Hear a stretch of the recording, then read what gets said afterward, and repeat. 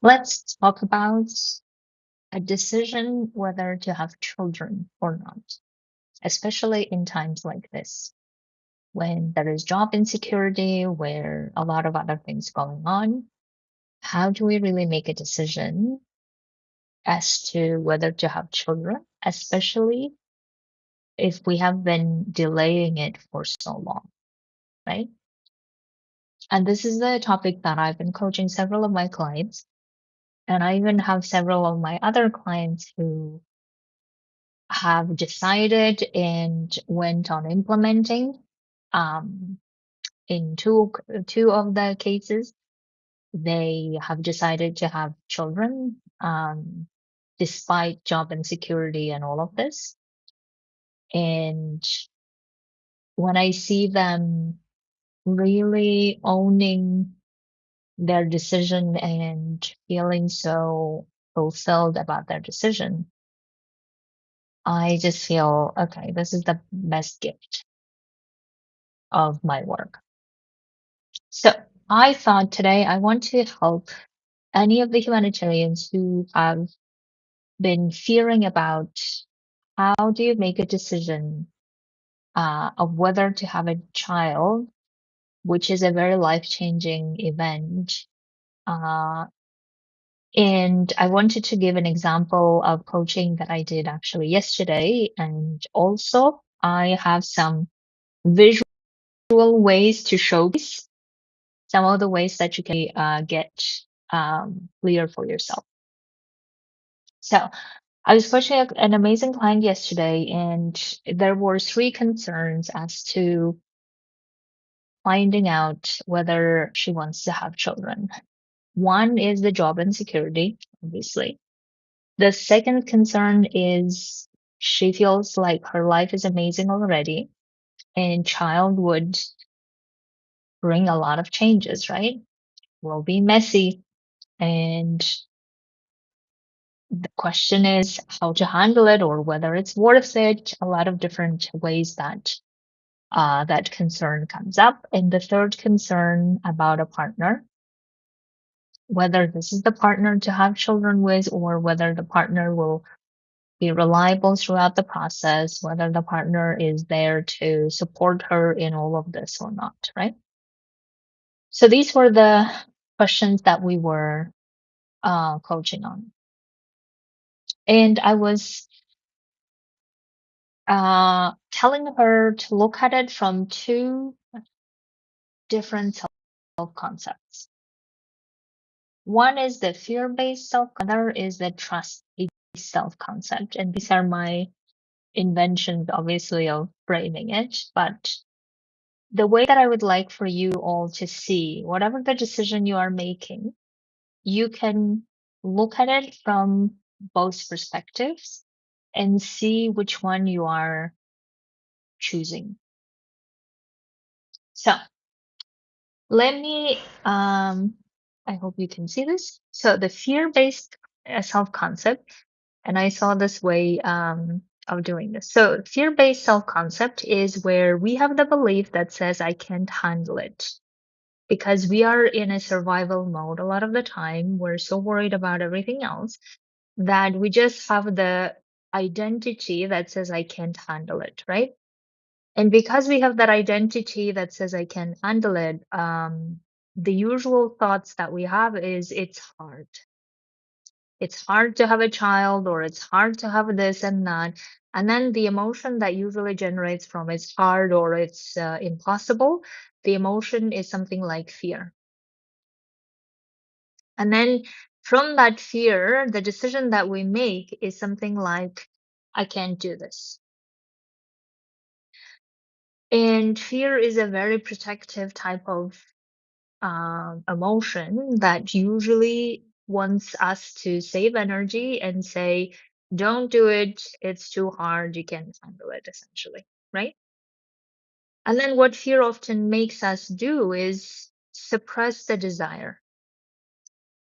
And not only suppress the desire, fear makes us not to stand by what we want or who we are or what is important to us. And then the outcome that we have is reinforcing the above, which is it's too hard. We can't handle it. Right? So a lot of the time when we make decisions, whether it's about children or something else, or another one that I think we often make decisions from fear-based self-concept where we believe that we can't have it all essentially. We believe that we can only either have a great job and not really have a relationship, or have a relationship but not really have a great job, excuse me, or have a relationship, have a great relationship and have a great job, but not really health, or whichever it is, right? So we always go for compromises. We always go for giving up on one or the other. And that's how we have conditioned ourselves all this time to keep making our choices, to keep making decisions. And I would really love to advocate here is that that's not how, or that's not the only way to make a decision. And I just want us to really recognize if we're making decision from a fear-based self-concept, then we are either compromising, suppressing a desire, or essentially not standing up for what's important to us. Or we don't even get to explore what is important to us because fear suppresses it, right? So then I would like to offer another solution, right? Which is a trust-based self-concept, I call it, where we essentially trust ourselves and we say, I'm the type of person who goes for what I want, no matter what. And when we are in this identity, the thoughts that we usually have is something like, I can do this, I can handle it, this desire is important to me, or I would like to fully experience my desire and understand before I make decisions, right? And then the emotion of, or I trust myself, right? I trust myself to be able to do this. And then the emotion that comes with it is trust, confidence, or some version of, I can handle it. And then the decisions that we have from this place is to go for what we want, and there is no need to suppress it. To go for what we want no matter what, because we know that we are in charge of our feeling secure, feeling stable, and we can make the decision to have the desire that we want and go and implement the desire. And the outcome keeps reinforcing our identity that indeed we are the person, we are the type of person who can do what we want to do in life, right? So when we have these two self concepts, right, and we are making a decision about, in this case, whether to have a child, I would like for you to experience yourself or allow yourself to look at from both self concepts. And you can do that. We all have that ability to do that. So look at it from the perspective of, oh, this is, I don't have a job security. It's not going to work. That's it. I don't think that my partner will support me, this and that. And then you make a decision and then how that feels. And you make a decision from the self concept of trusting and feeling confidence in yourself, in your abilities to be the person who either finds a job or be resourceful and do the things necessary to live the life you want to, no matter how strong the fear is. And then see which one is more you, or which one is more what is close to you. And it's also Another point that I think is important here to mention is I really would like for everyone who's making a decision, especially about children or any other life-changing situations, being really clear as to what will be the reasons that would be worth suppressing the desire, right? So what would be the reason that would be a reason that we find important not to go for what we want? Another way of maybe putting it, what would be the reason that is worth not standing up for what we want? And if you think, okay, the reason is here and I'm too scared and I'm using that as a reason not to go for what I want, then being conscious about it, all right? Being aware about it. And also the other part that you also can develop the self concept of being the person who can do this and learn how to deal with fears in the process as well. We all can do that. We just haven't learned how to do that for many of us. And that's okay because this is a learnable skill that we get to develop in the name of not suppressing our true desires, whatever they might be. And maybe the desires are not to have children. Maybe desires are to have children, right? Whatever it is. But my advocacy is don't do that because you haven't learned the possibility of becoming the person who can always go for what you want without suppressing any of those desires. So coming back to my client, I was asking her if she would be able to be resourceful, trusting her abilities to ensure she has a job or to get other jobs or whatever it is, because she wants to honor her desire, what would that be, right? What would that look like? So would she want to have a child even if she is not sure about her job yet, but she trusts her abilities to find something or to do something or to always get the job that she wants next? Would she still want to have a child? And another question that I ask her is if she knows that the child or having a child will probably mess up a lot of things or will create a lot of um, changes, will she be willing to want to have a child anyway? So it's not the question of whether it will happen, it's more like assume it does. Do you still want to have children? Right. And the third is whether your partner is here to support throughout the process or not, would you like to still have a child on your own or with someone, or in the case the other person uh, you fear you will not be able to rely on, would you still like to have a child?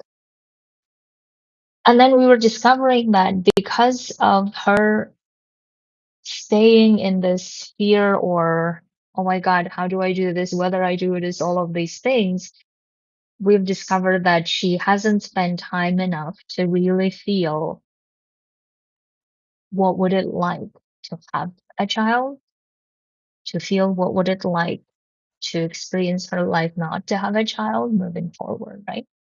And that's the other thing that fear does is fear makes us keep in this questioning mode the whole time that we forget to explore how it would feel being the person who has that change or being the person who doesn't have that change. So that's why, if that is you, I would like for you to experience yourself now, even if you don't need to make a decision now, but experience yourself being the person who has made it, who has gone through having a child, for instance, who has made sure that the jobs, you have another job, or you feel like you are the type of person who always gets and finds other job that she wants to. Experience yourself from that perspective, from that self concept of trust. How would this feel? And you can also experience yourself, you deciding not to have, even if you trust yourself that you can find a job, you trust yourself that no matter you, whether it was a partner or on your own, but you're choosing not to have a child, and how that life plays out or how you feel in that scenario, and allow yourself to feel all of those. The point that I really want to make here is you are capable of making decisions out of trust, out of confidence, out of trust in yourself, in your abilities, trust in your partner if you choose to, and make decisions from that place that could go a lot different than you just following your fear and allowing the fear to suppress it altogether. And I really hope you give it a try, at least to come out of that fear based self concept, which is really a survival mode, right? Trying to, at least um, in your imagination, in your ideation phase, getting out of that state to look at, is this really a suppression of desires because you cannot handle fear? And is that worth not pursuing what you want? Or you no longer want to allow your fear to suppress your desires? And what would you like to make a decision on? Or how would you like to make a decision about this topic? Right? And also allowing yourself to go freely to say, okay, I have fears and I don't think I want to work on them in a way that puts me even more or difficulties or whatever else you choose. And therefore, I'm not willing to do that. It's also another experience, right? But I just didn't want you to miss out on this uh, power and ability that you have, that every human has, where we are so powerful to be always going for what we desire to live in this life and desire to create and have. We are that powerful, and we don't need to be dictated by fears or other emotions that keep coming from survival brain. So if you would like to work on this or you have your questions about it, um, come coach with me. I would love to support you in this process of having some clarity around what you would like and how you would like and how to execute all of those desires instead of keep suppressing them or keep being confused about them. Have a beautiful week. I'll talk to you soon.